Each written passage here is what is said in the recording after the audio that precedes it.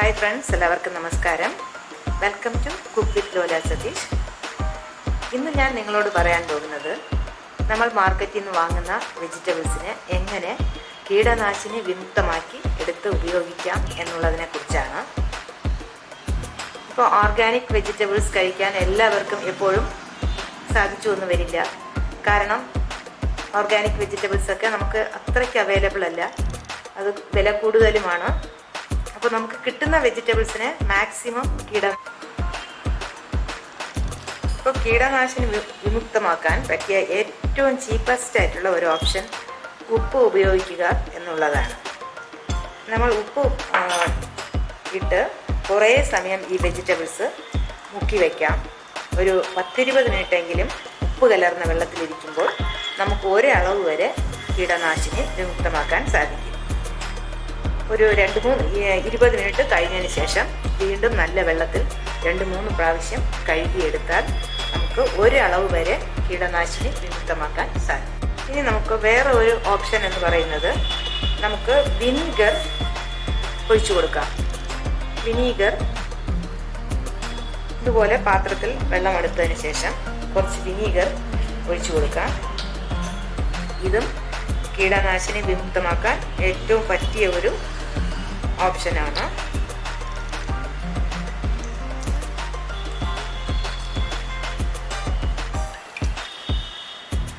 ഇതും ഇതുപോലെ കുറേ സമയം കുറഞ്ഞത് ഒരു 10-20 മിനിറ്റ് ഈ വെള്ളത്തിൽ നമുക്ക് വെജിറ്റബിൾസിനെ മുക്കി വയ്ക്കാം. അതിനുശേഷം നല്ല വെള്ളത്തിൽ കഴുകിയെടുക്കാം. പിന്നെ വേറെ ഒരു ഓപ്ഷൻ എന്നുള്ളത് നമുക്ക് നാരങ്ങ ഉപയോഗിച്ച് കീടനാശിനി വിമുക്തമാക്കാം. ഈ നാരങ്ങ ഇതുപോലെ വെജിറ്റബിൾസ് ഒരു പാത്രത്തിലെടുത്ത് കുറേ വെള്ളം ഇട്ടതിന് ശേഷം ഇതുപോലെ നാരങ്ങ പിഴിഞ്ഞ് ഒഴിച്ചു കൊടുക്കാം.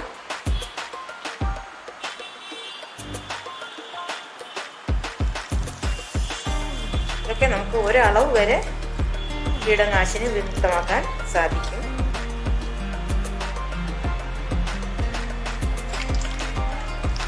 അതുപോലെ എല്ലാ വെജിറ്റബിൾസും നമുക്ക് നന്നായി മുക്കി വയ്ക്കാം. ഒരു 15 മിനിറ്റ് കഴിഞ്ഞതിന് ശേഷം നമുക്കിത് നല്ല വെള്ളത്തിൽ ഇനി വേറെ ഒരു ഓപ്ഷൻ എന്നുള്ളത് ബേക്കിംഗ് പൗഡർ ഉപയോഗിക്കുക എന്നുള്ളതാണ്. അതുപോലെ പാത്രത്തിൽ വെള്ളമെടുത്തിട്ട് അതിൽ വെജിറ്റബിൾസ് മുക്കി വയ്ക്കുക. അതിലോട്ട് നമുക്ക് 1 ടേബിൾ സ്പൂൺ ബേക്കിംഗ് പൗഡർ ഇട്ട് കൊടുക്കാം. ഇതും നമുക്ക് കുറേ സമയം ഒരു 10-20 മിനിറ്റ് കഴിഞ്ഞതിന് ശേഷം നന്നായി ഒരു 2-3 പ്രാവശ്യം നല്ല വെള്ളം ഉപയോഗിച്ച് കഴുകി എടുക്കാം.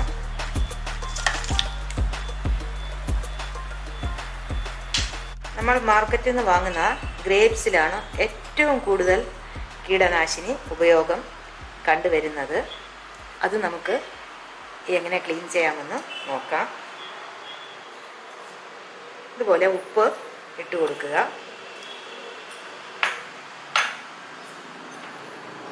പിന്നെ നമുക്ക് കുറച്ച് വിനീഗറും കൂടെ ഒഴിച്ചു കൊടുക്കാം.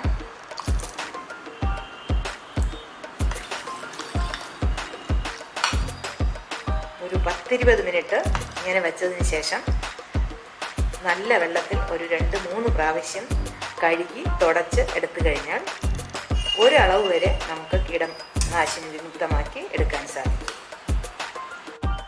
ഇപ്പോൾ ഒരു 20 മിനിറ്റ് കഴിഞ്ഞതിന് ശേഷം 2-3 പ്രാവശ്യം നല്ല വെള്ളം ഒഴിച്ച് കഴുകിയതാണ്. ഇനി ഇത് നമുക്ക് ധൈര്യമായി ഉപയോഗിക്കാം. നന്നായി തുടച്ചതിന് ശേഷം ഉപയോഗിക്കാവുന്നതാണ്. ഇനി നല്ല കഴുകിയെടുത്ത വെജിറ്റബിൾസ് നമുക്ക് ഫ്രിഡ്ജിൽ എങ്ങനെ സൂക്ഷിക്കണമെന്ന് നോക്കാം. ഇതുപോലെ ഒരു ടവൽ ഉപയോഗിച്ച് നല്ല ഒരു ടവൽ ഉപയോഗിച്ച് നന്നായി തുടയ്ക്കുക. തുടച്ചതിന് ശേഷം അതുപോലെ ഒരു ബോക്സിൽ ടിഷ്യൂ പേപ്പർ വെച്ചിട്ട് അതിൻ്റെ മുകളിൽ ഇത് അറേഞ്ച് ചെയ്ത് അടച്ചു വെച്ച് കഴിഞ്ഞാൽ കുറേ ദിവസം കേടുകൂടാതെ ഇരിക്കും. നമുക്കിതുപോലെ എല്ലാം നല്ലപോലെ കഴുകി തുടച്ചതിന് ശേഷം ഒരു ബോക്സിൽ ഇതുപോലെ ഒരു ടിഷ്യൂ വെച്ചതിന് ശേഷം വെജിറ്റബിൾസ് വെച്ചിട്ട് ഇതുപോലെ അടച്ച് ഫ്രിഡ്ജിൽ സൂക്ഷിച്ചാൽ കുറേ ദിവസം കേടുകൂടാതെ ഇരിക്കും. നമ്മൾ വീട്ടമ്മമാർ ശ്രദ്ധിക്കേണ്ട വേറൊരു പ്രധാനപ്പെട്ട കാര്യം, ഈ കുക്കറിൻ്റെ അടപ്പ് ക്ലീൻ ചെയ്യുന്നതിൽ ഒരുപാട് ശ്രദ്ധ കാണിക്കണം. ഓരോ പ്രാവശ്യവും കുക്കിംഗ് കഴിഞ്ഞിട്ട് ഈ പാർട്ട് നന്നായിട്ട് ക്ലീൻ ചെയ്യണം. ഇതിൽ ചെറിയ ദ്വാരങ്ങളുണ്ട് ഇതിൻ്റെ സൈഡിൽ. ആ ഓരോ ദ്വാരവും നമ്മൾ ഈ ബ്രഷ് ഉപയോഗിച്ചും പിന്നെ സോപ്പും വെള്ളവും ഉപയോഗിച്ച് ഈ ട്യൂബും ഈ സേഫ്റ്റി വാൾസും നല്ലപോലെ ക്ലീൻ ചെയ്യണം. അത് ഏറ്റവും അത്യാവശ്യമാണ്. പുറമേ നമ്മൾ കഴുകി അങ്ങ് വയ്ക്കരുത്. കാരണം ഇത് ബ്ലോക്ക് ആകുമ്പോഴാണ് നമുക്ക് ഒരുപാട് വലിയ അപകടങ്ങൾ ഉണ്ടാകുന്നത്. അതുകൊണ്ട് നമ്മൾ എപ്പോഴും അത് ഓർമ്മ വേണം. പിന്നെ ഇത് ക്ലീൻ ചെയ്യാൻ നമുക്ക് ഒരു എളുപ്പ വഴിയുണ്ട്. ഇതുപോലെ ഒരു സൂചി ഇങ്ങനെ കടത്തുമ്പോൾ എന്തെങ്കിലും പാർട്ടിക്കിൾസ് ഉണ്ടെങ്കിൽ അത് പുറത്തേക്ക് വരും.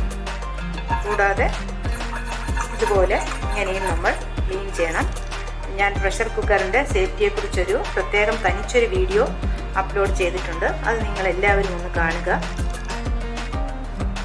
പിന്നെ അതുപോലെ ഈ ഗ്യാസ് സ്റ്റെക്ക്, ഇത് ഓരോ പ്രാവശ്യവും ഇതിന് ക്രാക്സ് ഉണ്ടോ എന്നുള്ളത് നമ്മൾ ചെക്ക് ചെയ്യണം. കാരണം ഒരുപാട് ചൂടൊക്കെ കൂടുമ്പോൾ ഇതിൽ ക്രാക്സ് വരാൻ സാധ്യതയുണ്ട്.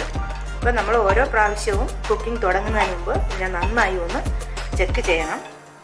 ഇനി ഈ ഗ്യാസ്കറ്റിൻ്റെ ലൈഫ് കൂടുതൽ നമുക്ക് കൂട്ടണമെങ്കിൽ ഒരു ടിപ്പുണ്ട്. ഓരോ പ്രാവശ്യവും കുക്കിംഗ് കഴിയുമ്പോഴും ഇതെടുത്ത് നമ്മൾ കുറേ സമയം തണുത്ത വെള്ളത്തിൽ ഇട്ട് വയ്ക്കുക. അങ്ങനെയാണെങ്കിൽ ഇതിൻ്റെ ലൈഫ് നമുക്ക് കൂട്ടാൻ പറ്റും. അപ്പോൾ ഇവിടെ ക്രാക്സ് ഉണ്ടാവുകയില്ല. അങ്ങനെ എല്ലാവരും ഒന്ന് ശ്രദ്ധിക്കുക. അപ്പോൾ നമ്മുടെ കുക്കറിൻ്റെ പിന്നെ അതുപോലെ ഈ ദ്വാരത്തിലൂടെ നമ്മൾ പൈപ്പിൻ്റെ ചുവട്ടിൽ കാണിച്ച് ഇങ്ങനെ വെള്ളം തുറന്ന് വിട്ട് കഴിഞ്ഞാൽ വെള്ളം ഇതുവഴി പോയി ഈ നോസിൽ വഴി വെള്ളം നല്ല സുഖമായി താഴോട്ട് വരണം. അങ്ങനെ വന്നെങ്കിൽ മാത്രമേ നമ്മുടെ ഈ കുക്കറിൻ്റെ ഈ പ്രഷർ ട്യൂബ് ക്ലീനായി എന്ന് നമുക്ക് അനുമാനിക്കാൻ സാധിക്കുകയുള്ളൂ. അതുകൊണ്ട് എപ്പോഴും അത് ഓർമ്മ വേണം.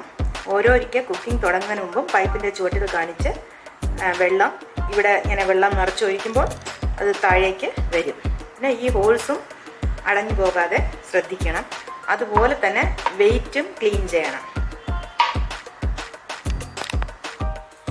ചിലപ്പോൾ തേങ്ങ നമുക്ക് ഇങ്ങനെ ഇതിൽ നിന്ന് വിട്ട് വരും. അപ്പോൾ നമുക്കിത് അരയ്ക്കാനൊക്കെ പ്രയാസമായിരിക്കും. അപ്പോൾ അത് നമുക്ക് ചിരകിയ തേങ്ങ പോലെ ആക്കാൻ ഒരു എളുപ്പ വഴിയാണ്. ഇതുപോലെ ചെറിയ പീസുകളാക്കി മുറിച്ച് നമുക്കിനി ഇത് മിക്സിയുടെ ചെറിയ ജാറിലിട്ട് ഒരു സെക്കൻഡ് ഒന്ന് കറക്കിയെടുക്കാം. അപ്പോൾ ഇത് ക്രഷ് ചെയ്തെടുത്തപ്പോൾ നമുക്ക് ചിരകിയ തേങ്ങ പോലെ കിട്ടി. ഇനി നമുക്കിത് കറികളിൽ അരയ്ക്കാനൊക്കെ ഉപയോഗിക്കാം.